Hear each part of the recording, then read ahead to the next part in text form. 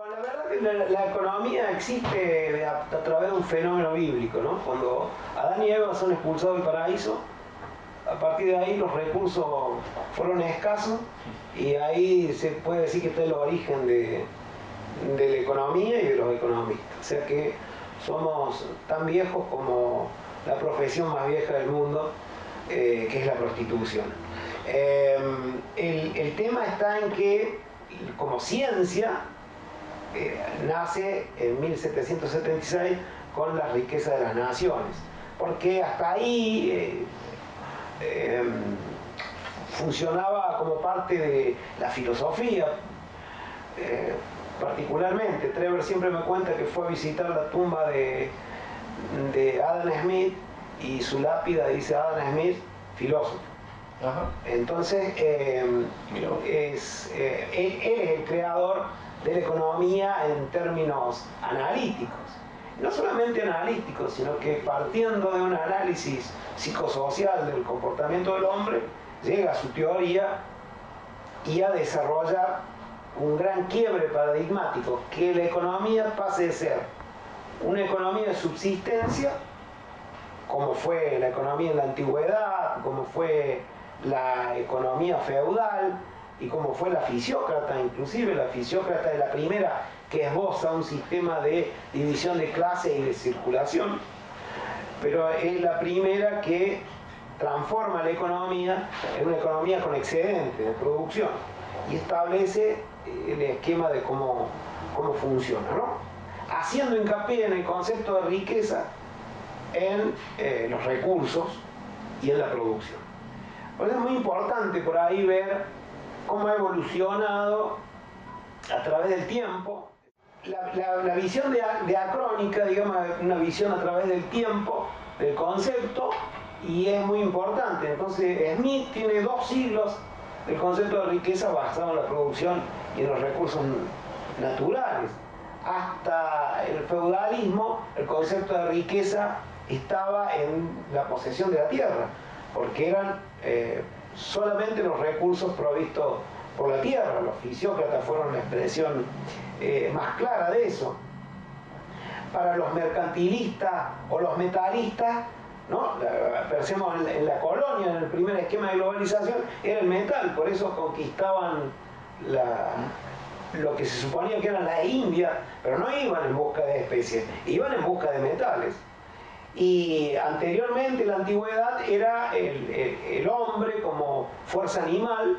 Por eso cuando había una lucha entre tribus, se esclavizaba a la otra porque era el medio de producción básico. El concepto del hombre con la naturaleza, bueno, lo hice para atrás, diacrónico para atrás, es decir, en sentido inverso. Pero eso es más o menos el concepto que se genera. Y a través del nacimiento de la economía como ciencia, un sistema de producción que lo desarrolla a nivel global, segundo esquema de globalización, que tiene como esquema que cada uno haga lo que está mejor dotado para hacer. Es decir, África provee mano de obra barata, los esclavos, América del Sur de recursos naturales, e Inglaterra, que era el centro del mundo, manufacturaba, el que agrega valor, ¿no?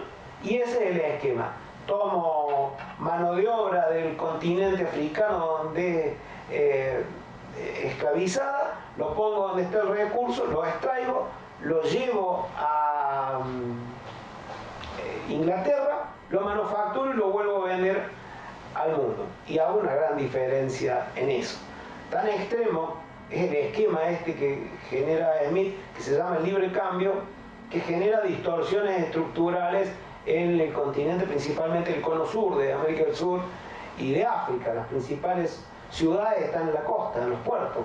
En nuestro caso, los porteños. El problema que tenemos los porteños es porque por ahí salía tanto los recursos naturales, la materia prima, como los esclavos.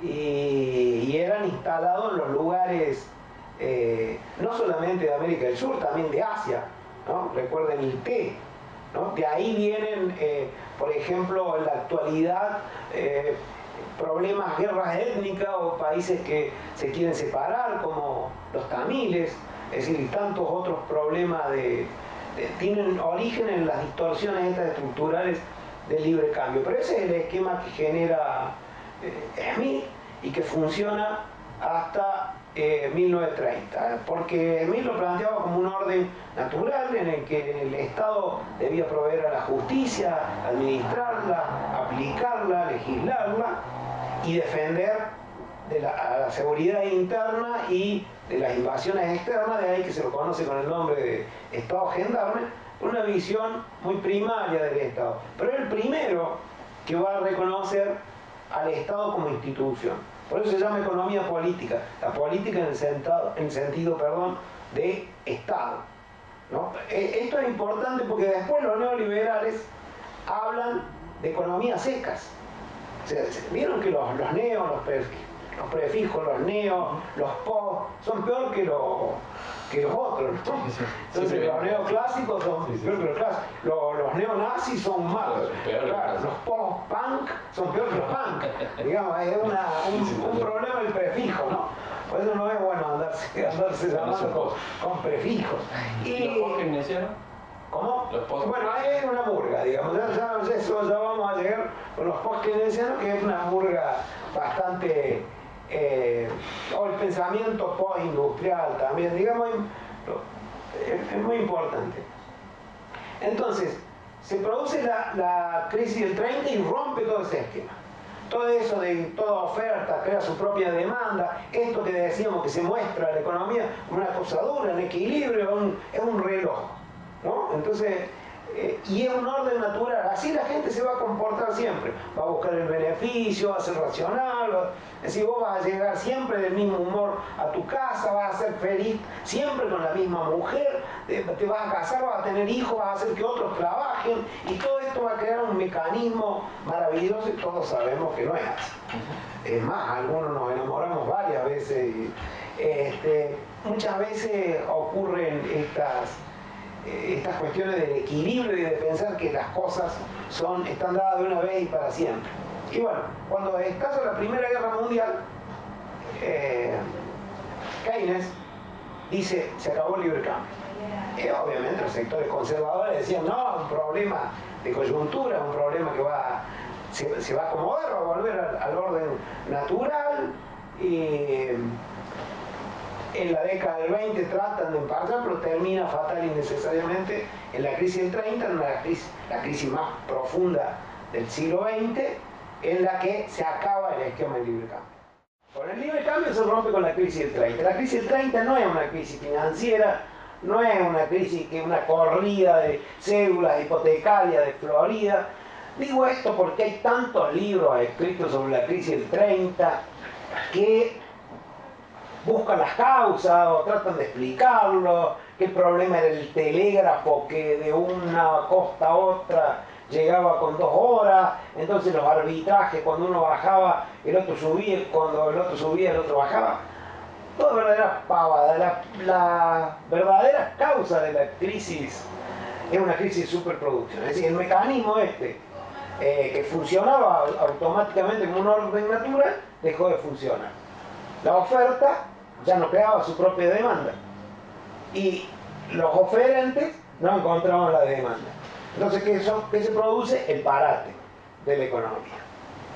Y aparece Roosevelt con Keynes, que era quien había advertido del fin del libre cambio, y Roosevelt va con un mensaje conservador, diciendo, no, bueno, esto es un poco de ruido en la economía internacional, pero teniendo claro que este es un problema estructural, que es el fin de un paradigma. Ahí Roosevelt va con un discurso conservador y gana con el discurso conservador, ¿no? Hizo la inversa de lo que hizo Carlos I de La Rioja.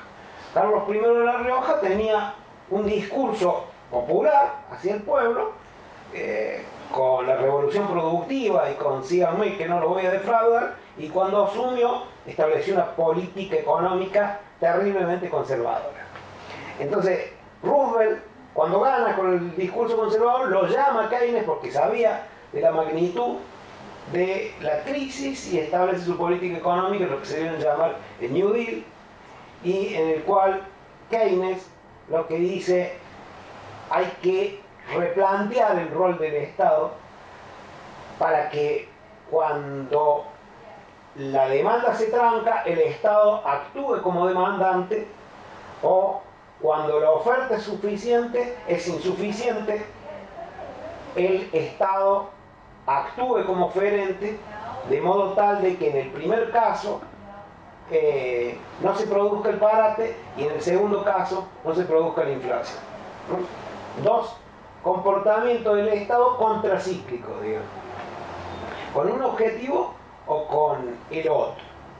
Esto, salvo la economía capitalista del mundo, genera lo que a partir de allí se va a llamar la política económica argentina. Hasta ahí la economía política, ¿no? El funcionamiento y la explicación de cómo funcionaba la economía, que son los manuales de economía. Con Keynes aparece la acción del Estado para obtener resultados, la participación activa del Estado. Por eso la política económica. La Segunda Guerra Mundial va a ser otro elemento muy importante porque va a cambiar el centro de la economía capitalista. Cambia el centro desde Inglaterra a Estados Unidos. Con esto es muy importante pensando en que ya había un sistema socialista, el socialismo real, instalado en la Revolución de 1917 con las ideas marxistas, y que crecía en forma muy incipiente su economía con este modelo de economía centralmente planificada. Entonces es un nuevo esquema de producción del capitalismo, ¿no? Con un nuevo rol del Estado y el nacimiento de las economías mixtas. Entonces, eso es un cambio paradigmático que va a cambiar geopolíticamente con la Segunda Guerra Mundial, y que Estados Unidos, con su liderazgo, se quedó con el 70% de las reservas de oro del mundo, desarrolla una economía una guerra fuera de su territorio, y va a orientar la reconstrucción de Europa como un elemento traccionante de la economía del mundo. De ahí es que Galbraith habla de la Gran Guerra Mundial. Él dice, lo que existió fue una gran guerra mundial, cuya última batalla fue la Segunda Guerra. ¿Qué está diciendo?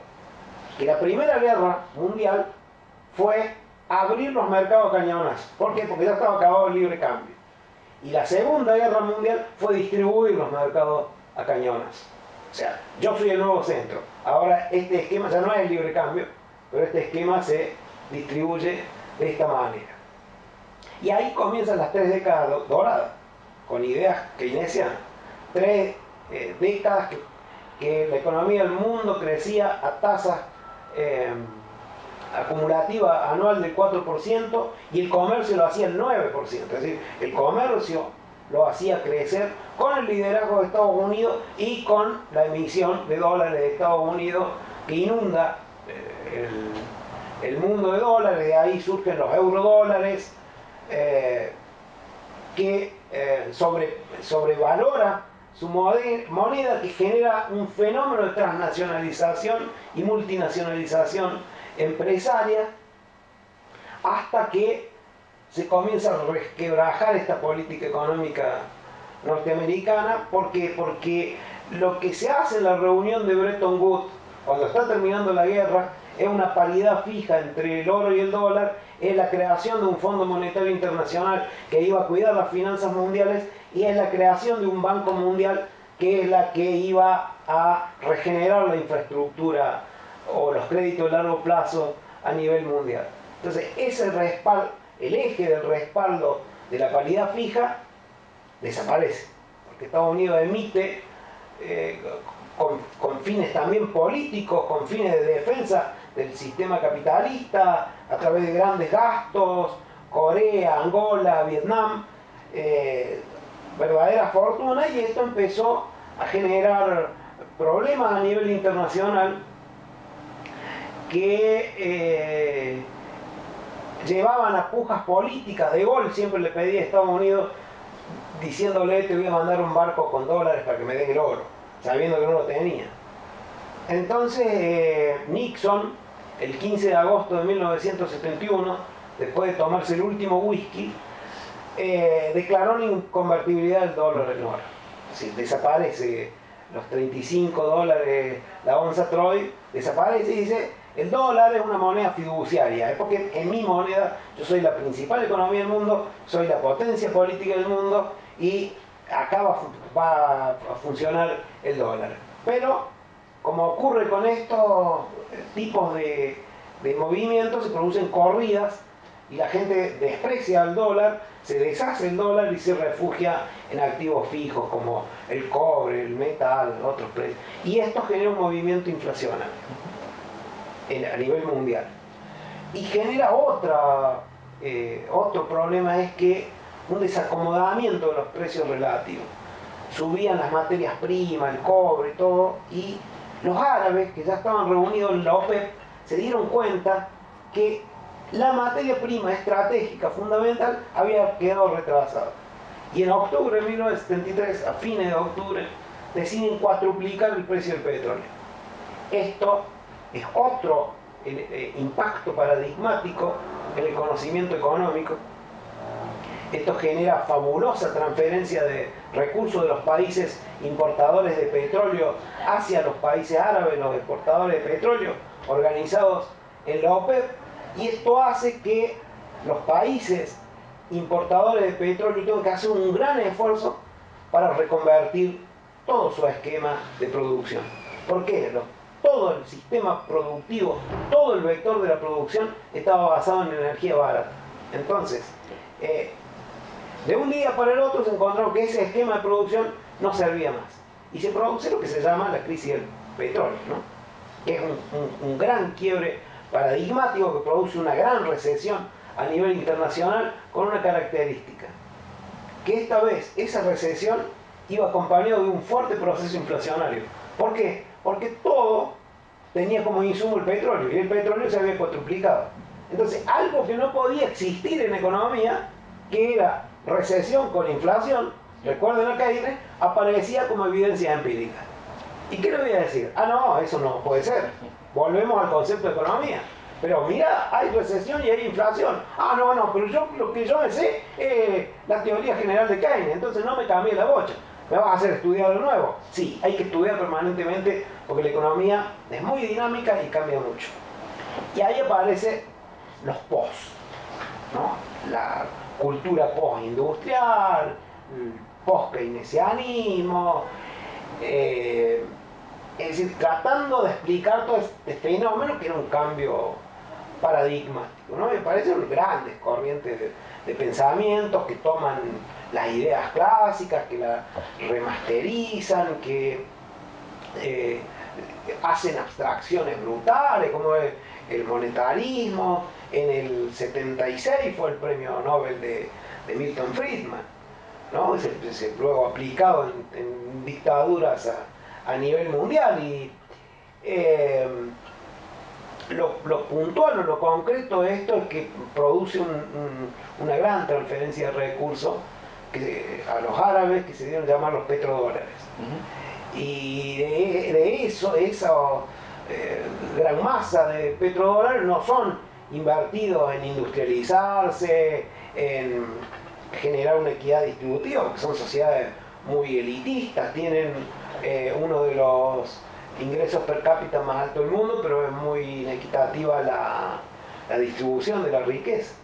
Entonces, esto llevó a que toda esa masa de petrodólares sea volcada en el mercado financiero, que ya era privado. ¿Por qué? Porque Bretton Woods lo desarrolla como público, el Banco Mundial, el Fondo Monetario, después se crea el Club de París, que se prestaban entre gobiernos, pero acá es privado. Y el negocio del privado era tomar liquidez y volcarlo a lo que necesitaban. ¿Y quién depositaba? Los árabes. ¿Quién necesitaba? Los importadores de petróleo. Japón, piensa.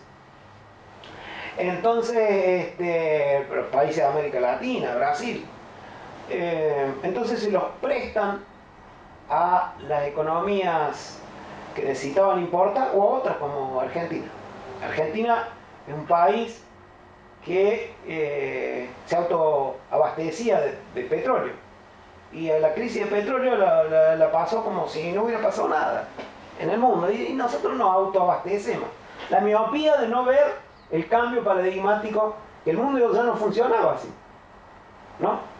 Trevor siempre cuenta, yo era un niño en esa época, pero Trevor siempre cuenta que lo único que hizo la política económica de ese momento fue poner carteles de máxima 80 en la ruta para ahorrar combustible. Pero Argentina no necesitaba petróleo, igual se endeudó. Hay plata, endeudémonos. Bueno, fue endeudarse para fugarla después, este otro tema. Pero todas las economías del mundo se endeudaron para reconvertirse. Reconvertir este vector de producción. Brasil lo hizo con la caña de azúcar. Reconvirtió toda la caña de azúcar en combustible, el alconafta. Todavía hoy uno va a Brasil y huele el alconafta. Y todo el noreste fue reconvertido. La cooperativa que realizó, que era Copersucar, llegó a ser líder en esa época como escudería de Fórmula 1, con un emblemático Emerson Fittipaldi, que no ganaba nunca ni arrancaba, pero era una imagen de poder tener un equipo de Fórmula 1. También lo tenían los árabes, ¿no? El Saudia Williams, ¿no? Era otra escudería, aparte de los otros poderosos que eran las marcas de cigarrillo como Lotus, o las inglesas como McLaren. Todas estaban esponsoreadas por el petróleo, que era el insumo crítico del momento, ¿no? Pero fíjense ustedes que a partir de ahí se genera el fenómeno del endeudamiento externo y latinoamericano, que va a impregnar a los 80. ¿Y los 80 qué son? Y es la década perdida. Del monetarismo de los 80, la década perdida, se pasa al consenso de Washington, que plantea como idea fundamental la no intervención del Estado, las privatizaciones, la austeridad fiscal, es decir, a lo que ya se venía, que era puramente monetario fiscalista, se le agrega una visión más fanática de la minimización del rol del Estado. Esto es lo que domina hasta principios del presente siglo, no solamente en Argentina. Argentina era el modelo a seguir. Tal es así que en octubre del año 1998, cuando ya estábamos en un proceso recesivo, Carlos I de La Rioja es invitado a ser orador de la Asamblea Anual del Fondo Monetario Internacional. Así las ideas se incorporan al nuevo siglo. Obviamente no es lo que hacían los países desarrollados, que seguían con políticas activas, pero en Argentina y en el mundo se produce este fenómeno de la globalización, ¿no? Que lo producen las nuevas tecnologías de la industria de la comunicación, las TICs, ¿no? Se habla de la nueva economía para este siglo, que era la nueva economía, y estaba todo basado en las nuevas tecnologías, en el Nasdaq, ¿no? Cotizaban las acciones tecnológicas con la presidencia del actual presidiario Madoff, que lideraba este tipo de actividad económica, y decía: esto va a provocar un derrame en el resto del mundo, y el derrame no vino nunca, y aparece en el 2002 una gran crisis bursátil de estas acciones tecnológicas, ¿no? La primera gran crisis. De ahí se sale con la burbuja inmobiliaria. De la burbuja inmobiliaria se trata de salir con la alimentaria, pero le explota en la cara y estamos ante la crisis mundial, que viene a replantear todas las ideas económicas y que genera dos realidades ya al siglo. Por un lado, las políticas económicas basadas en tipo de cambio devaluado, en rol activo del Estado, que devienen en superávit tanto externo como fiscal, con fuertes crecimientos de la economía, con lo que se llama tasas asiáticas, en contra de la nueva vieja receta de neoclásica del Fondo Monetario Internacional, que algunos países de Europa, principalmente los más pobres, son impuestos como una verdadera solución a la crisis que está transcurriendo principalmente en Europa, pero también en Estados Unidos.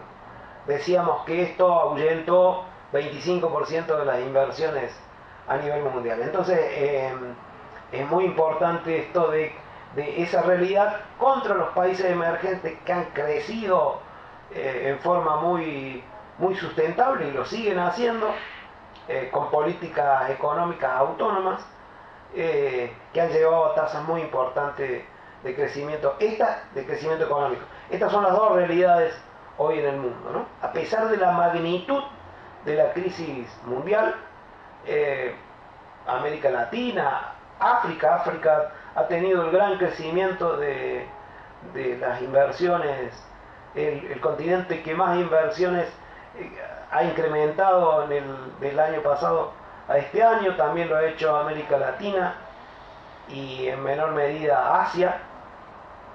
Es lo que está aconteciendo a nivel mundial.